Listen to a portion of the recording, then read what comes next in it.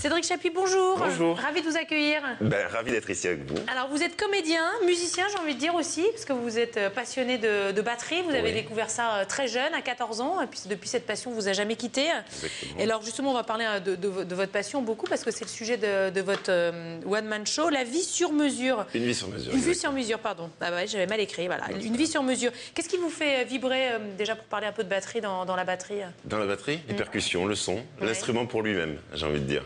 Plus que les différents types de musique.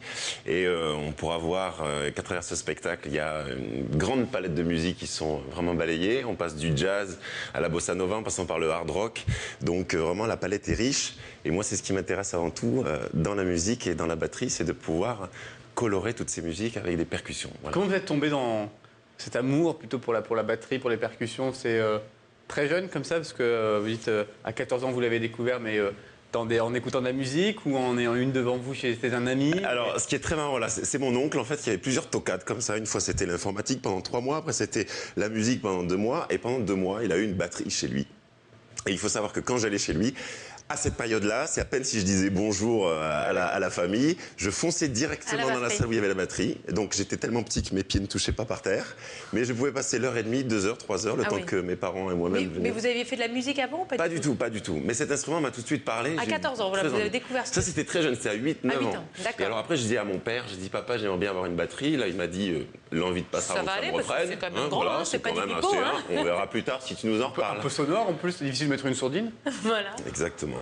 Et donc du coup, après, quand il a vu que c'était un peu trop insistant, j'ai fini par avoir une batterie. Par avoir une batterie. Est-ce que vous vous êtes senti, parce que vous êtes complètement passionné, on pense évidemment à Billy Elliot, on vous a souvent comparé bien sûr, vous vous sentiez un peu différent, justement plus jeune, complètement là-dedans? Moi personnellement, je ne suis pas senti différent, même si mon personnage est vraiment très très différent. Pour le coup, c'est vraiment une histoire qui est vraiment composée.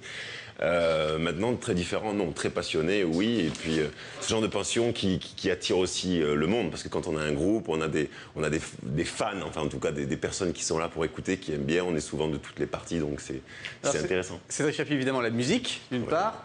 Ça aurait pu être que ça. Il y a des batteurs très bons qui font de la batterie et qui jouent dans des groupes, voire seuls, voilà. Mais vous avez voulu mêler ça à l'humour. Alors c'était aussi, vous faisiez des petits one-man show des 8-9 ans aussi, vous montiez sur les tables avec la famille et vous amusiez un peu la galerie? Non mais ce qui est très marrant, c'est que mon premier sketch, je l'ai fait à l'âge de 9 ans, c'était en colonie de vacances, j'ai repris un palmade. Ouais. Donc, quand même, déjà. Lequel? Alors c'était le sketch où il expliquait à sa prof pourquoi il n'avait pas pu faire ses devoirs et pourquoi elle lui avait mis un blâme. C'est normal, je le mérite.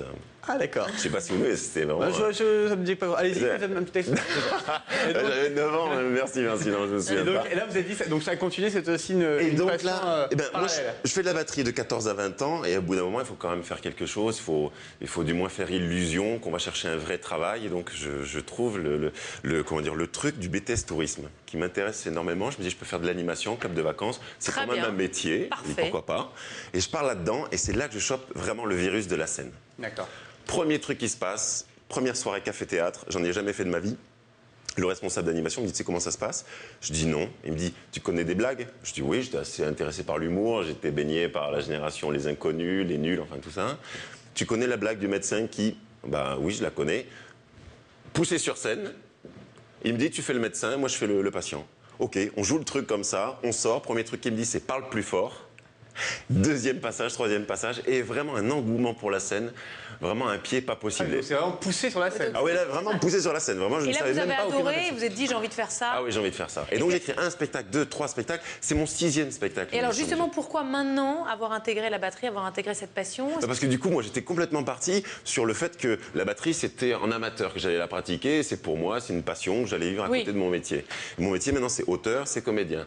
Et à un moment donné, je me dis, j'ai une idée de pièce avec la batterie, et je me dis, tu pourras difficilement passer à autre chose tant que tu n'auras pas écrit ce truc-là sur la batterie. Alors, une vie sur mesure. Et pour vous, là, c'est l'extase totale d'avoir réussi à mêler votre métier, votre passion.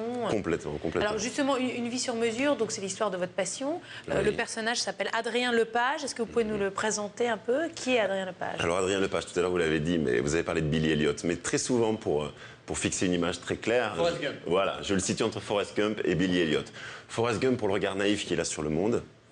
Et vraiment cette bulle dans laquelle il se trouve et les yeux vraiment d'enfant et de grande naïveté avec lesquels il comprend les événements.